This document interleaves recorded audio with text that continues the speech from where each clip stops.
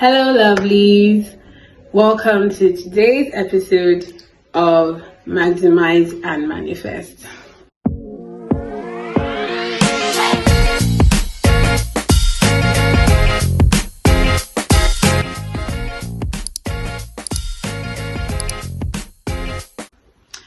Yes, you're welcome back to Everything Eva. And honestly, I want to thank you guys very much from the bottom of my heart for your engagements. I mean, I've seen the increase in views.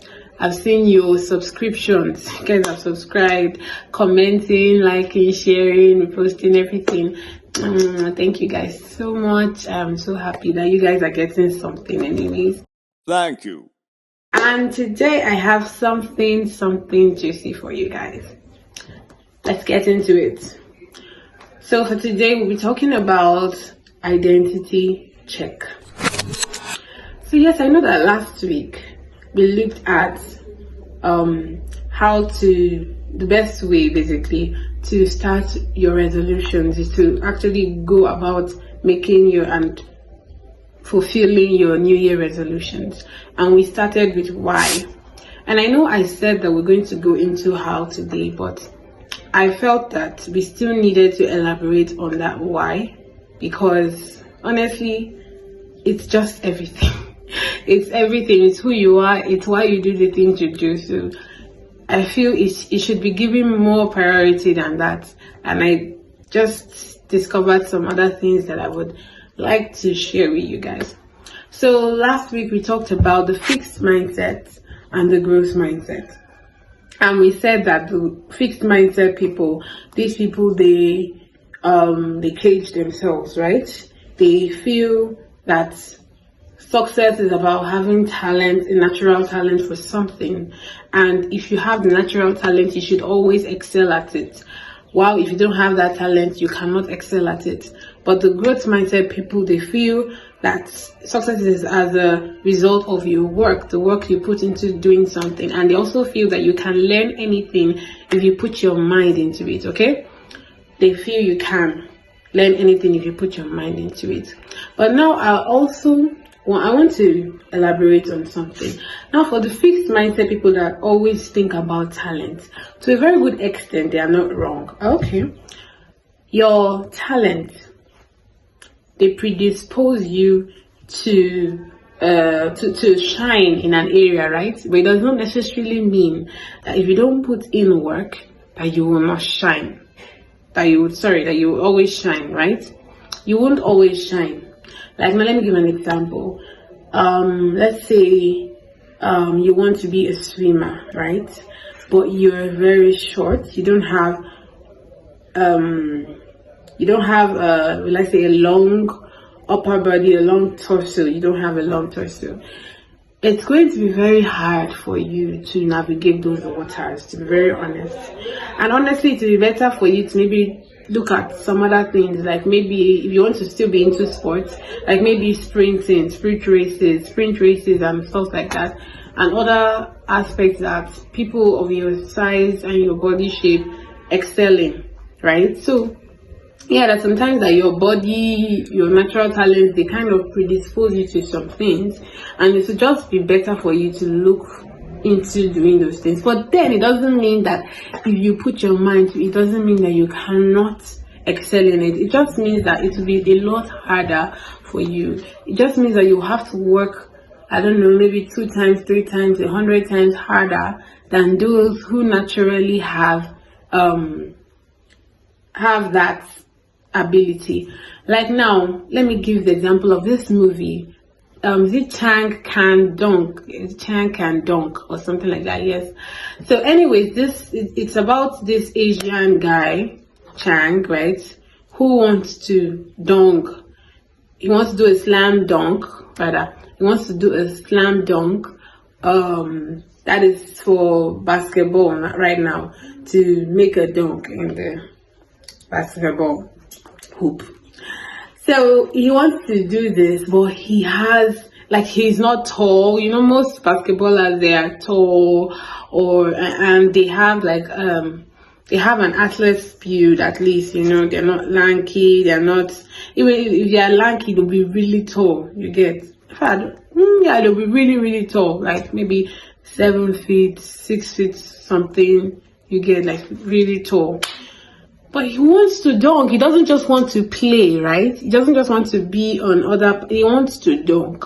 For you to dunk, you have to be able to jump very high to get the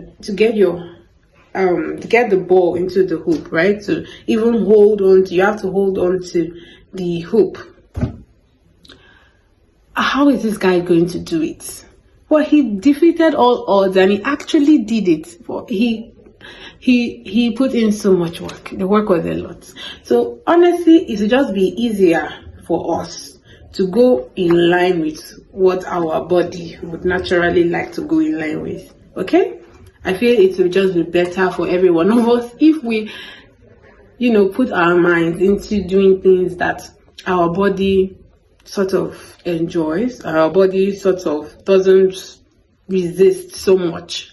Okay, I feel it to be a lot better. So we see that the fixed mindset people, they do have a point, right? There's a point there where they say talent, predisposes you to succeeding in a particular aspect. They have a point, right?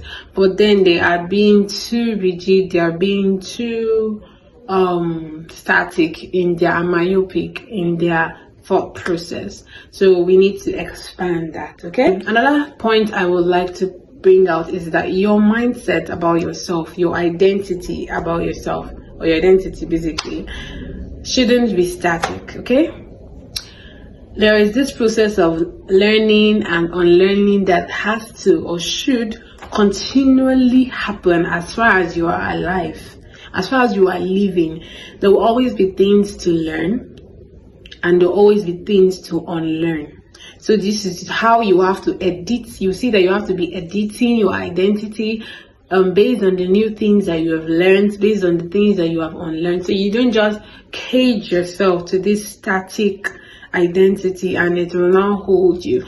For example, let's say you've always been like, I'm a doctor, I was born to be a doctor, I was born to be a surgeon. Let me even niche down. I was born to be a neurosurgeon or something like that, right? And let's say you started out well, you were able to do your residency, become a neurosurgeon and all that.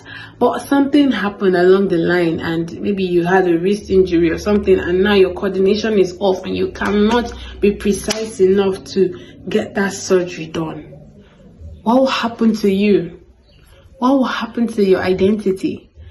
That's why you will see many people will start having a middle life or mid-age crisis, an identity crisis, because something happened and they have lost themselves. Or the footballer who feels that this is who he is a footballer, and maybe all of a sudden he has an ankle accident or something and he can no longer play football. So he's just going to be sad. He's going to be frustrated. He's going to feel like a loser. He's going to feel like a failure. He's going to feel like a nobody, right? But that is because he has caged himself into this identity of, I am a footballer. It's who I am. And that's very bad. You shouldn't be defined by your profession. You shouldn't just sum up your whole being into a career. I am a baker, I'm a cook. No. You should try and be more fluid, more flexible. So for me, and according to James Clear, his advice that he gave us in Atomic Habits, he said instead of summing up your identities, rather summing up your identities in a profession or in a business or something, why not use things like a behavior or moral standard? So instead of saying I am a soldier, you could just be like, I am a disciplined and I'm a disciplined person and I'm a team player. Okay? Or instead of saying I am a footballer, you can say I am consistent, I am agile, and I'm strong. Something like that. You get. So you see that When you say I'm a good person, I'm a disciplined person, I am a consistent person, you see that it works in almost at every sphere of life. To succeed at every sphere of life, you have to be disciplined, you have to be committed, you have to be consistent, you have to be, you just have to possess those qualities. Okay, you have to be creative. I'm a creative person. You have to be innovative. Okay, you have to be organized. I'm an organized person. You see that when you put your identity, when you fix your identity in something that is like a moral standard, behavioral standard, you see that it is so much better, it's so much easier, it's so much more fluid. Okay, so much more flexible, so much more manageable. You don't have to say I'm a baker, and if you cannot bake today, who are you? Or I'm a doctor, and if you cannot be a doctor anymore, then who are you? I'm a lawyer, and you no longer can practice law, then who are you? We shouldn't allow ourselves to fall into that trap.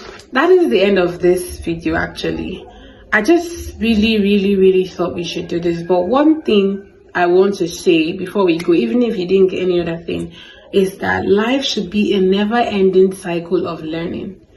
You should never get tired of learning. You should never get tired of getting better. You should never get tired of improving. Life is just all about making much more improvements. So improve your identity. Okay, keep editing your identity. Don't hold yourself back. Do not hold yourself back by saying I'm a content creator. If you cannot create content again, what are you, or who are you? Okay, keep improving yourself. Keep editing your beliefs. Keep learning and unlearning the good things, anyways, the things that are beneficial to you, not everything. You cannot learn everything, honestly, but the things that are beneficial to you, the things that are important to you, the things that you feel would help you. Okay, because this part, I really needed to talk about this part before we go into the how, because it's going to really help us to understand what I am saying. So thank you very much for listening. Thank you for tuning in. Thank you for being and paying attention to me and everything I've been saying thus far. Thank you so much. I love you guys. I'll now see you guys next time with everything Eva. Bye.